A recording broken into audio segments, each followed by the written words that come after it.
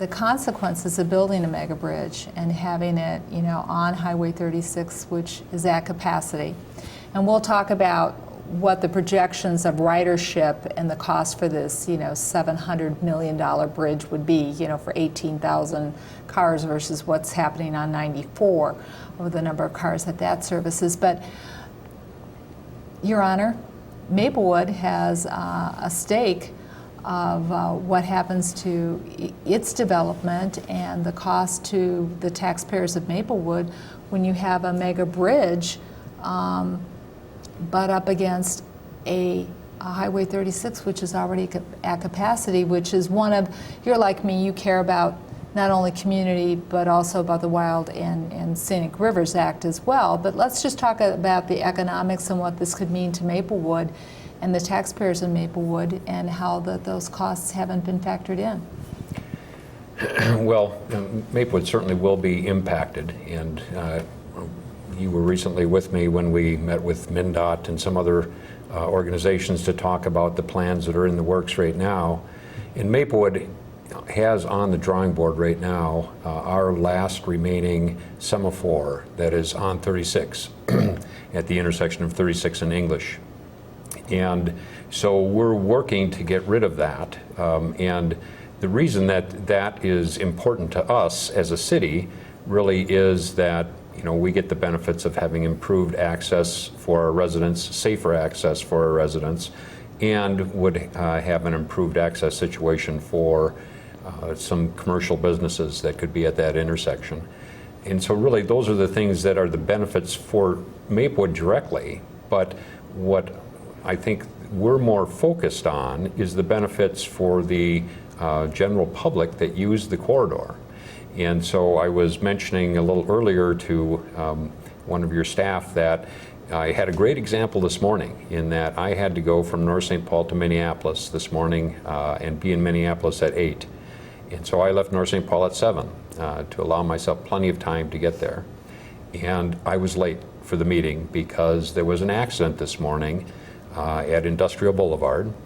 The accident had actually cleared by 7 o'clock before I left, but the backup that was generated from that accident started at 35E, and I never went more than 15 miles an hour until I got to Minneapolis. And so I was thinking about that because I had plenty of time this morning to think about it. Sitting in your car. Sitting in my car. And every day we essentially set up an accident at 36 in English by having a stoplight that stops the traffic and creates congestion. And I've driven back towards Minneapolis during the evening rush hour, and that traffic is backed up well into Roseville due to our light that's there. And so, as I said, we're working already to put in a full diamond interchange at that intersection. But the benefits would really go more for the general traveling public than for the city itself. And of course, we will be contributing as a city to build the intersection. Right now, the plans are, or the estimates are, that it would cost about $15 million to build the intersection. And we have a commitment at this point for $10 million. And it's on our schedule to start construction in 2013. And so we have about a year, maybe a year and a half, to find the rest of this funding.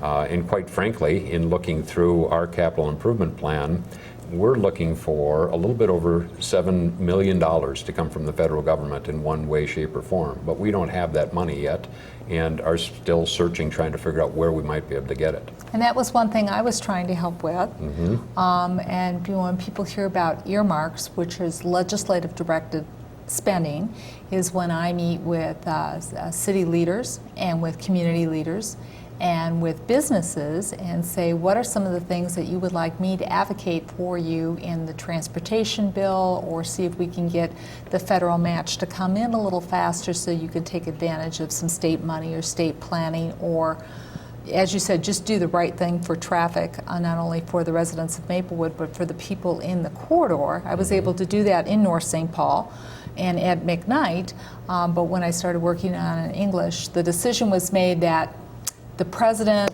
of the United States would be making all the decisions of what would be happening pretty much on the transportation corridor, because Congress said, we shouldn't be having legislators, in there fighting for their fair share of federal dollars to come back and help their community. But that's another discussion. But this is one of the things that kind of concerns me about building the mega bridge. 36 is at capacity.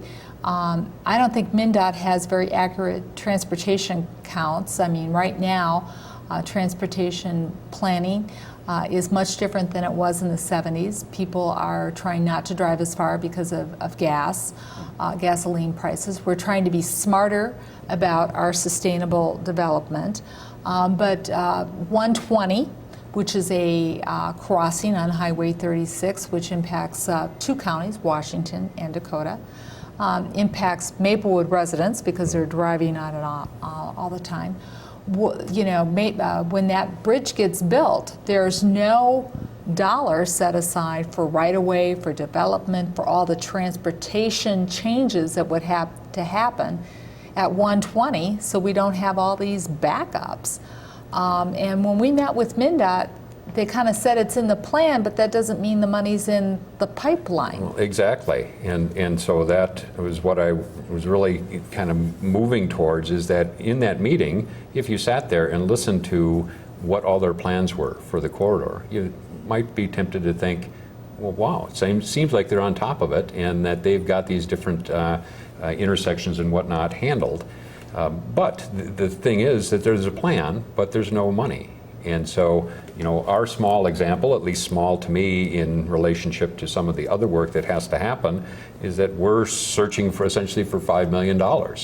And to have $700 million spent on a bridge that's at the other end, it's a little bit to me our own bridge to nowhere, just in that the traffic flow that's projected to come across the bridge even out to 2030 is not a large number of vehicles per day. And so it just seems like if we had more of a corridor approach and built a bridge that was a little bit more sensible, that there would be some of those dollars that could potentially be available to help with the rest of the corridor. And the rest of that corridor is, in a 2000 study, we would need to make it to be infrastructure to be just 45 miles an hour from 694 to Oak Park Heights. That is about $50 million, again, unfunded.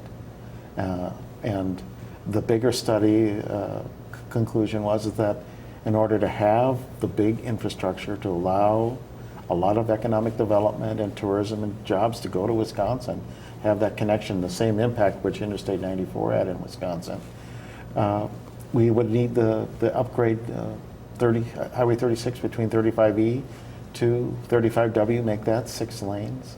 And that's another $120 million, which isn't on anybody's radar.